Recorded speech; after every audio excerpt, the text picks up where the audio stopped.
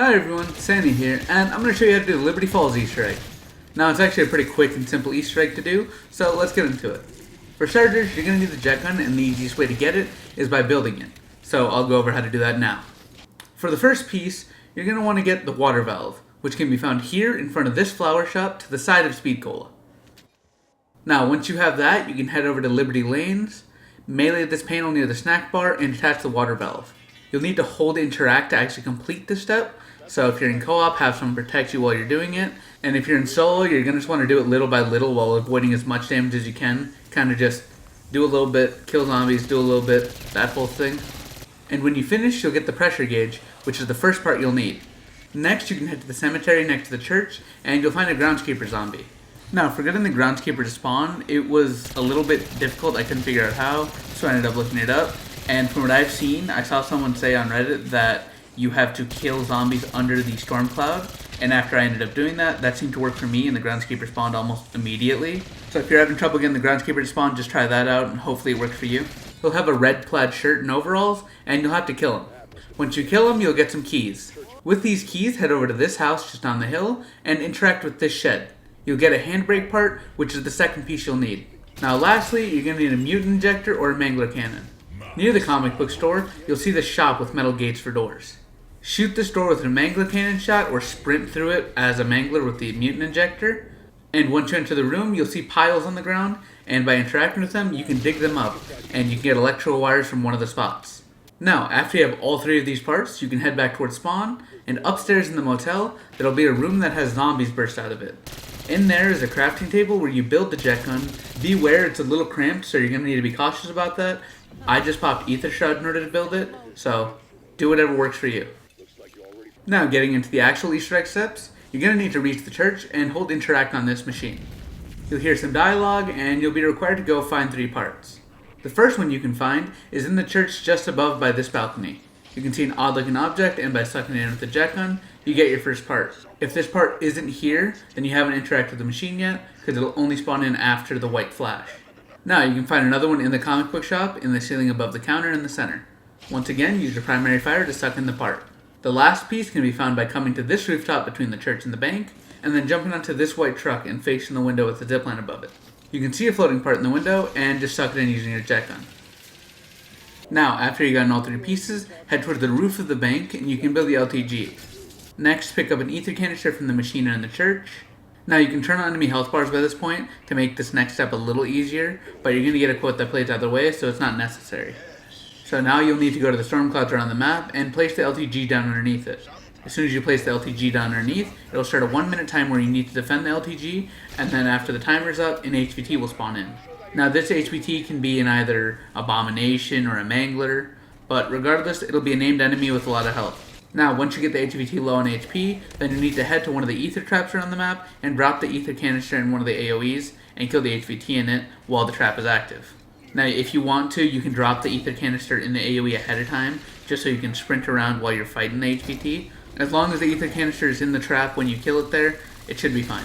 Now when you actually kill the HVT in the AoE with the canister, you'll see purple smoke come out of it and go into the canister. If you did the step wrong, you'll get a quote indicating as such, and all you really have to do is just skip to the next round and interact with the LTG again, and then it'll respawn the HVT. Next, all you need to do is grab that canister and bring it straight to the church and place it back into the machine. I also recommend that you pick up the LTG again, just so that you don't have to do that again later. It's not super important to do it right now, but it saves you a bit of time.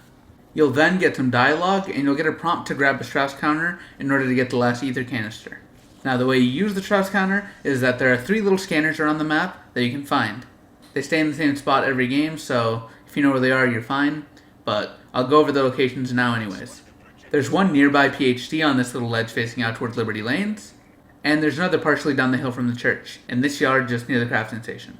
And the last one can be reached from the top of the bank building. You'll need to clear this debris, and then just drop down this broken railing, and it's in this corner here.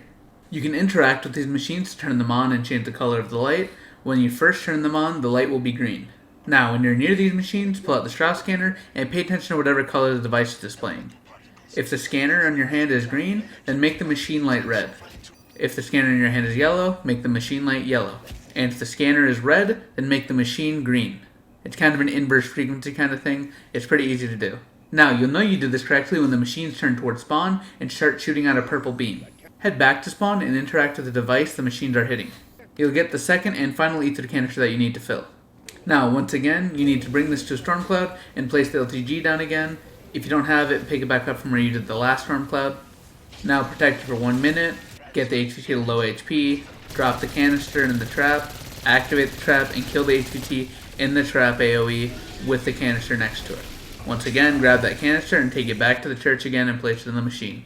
Now, once you complete and putting the last 2 canisters in, you just want to hold and track on the machine to activate it, but beware, this is the final Easter egg step, and you're going to want to be prepared.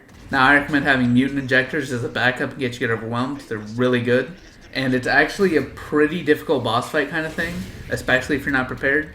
Once you activate the machine, you'll be trapped in the church, and all you really have to do is just kill zombies that are super sprinters thrown in there, so beware of that. But there are 3 phases to this boss fight. The first phase will have just zombies. Once you kill enough, a full armor power-up will spawn in.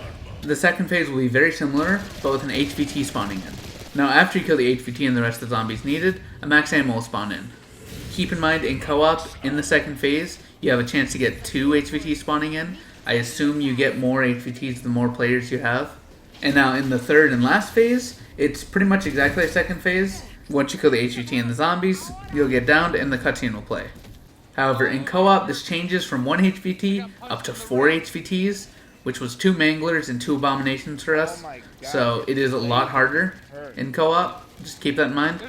Now, if you don't want to see the cutscene, feel free to click off. I appreciate you watching this far either way, but have a great rest of your day.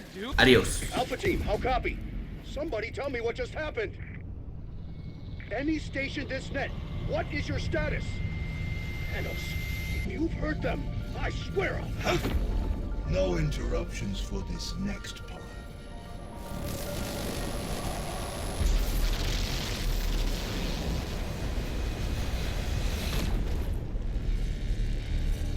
Thank you, my friends, for volunteering to take my place here. Or, in your parlance, thank you for being voluntold. Now, if you will excuse me, I have a few scores to settle. Bye-bye, Dark Ether.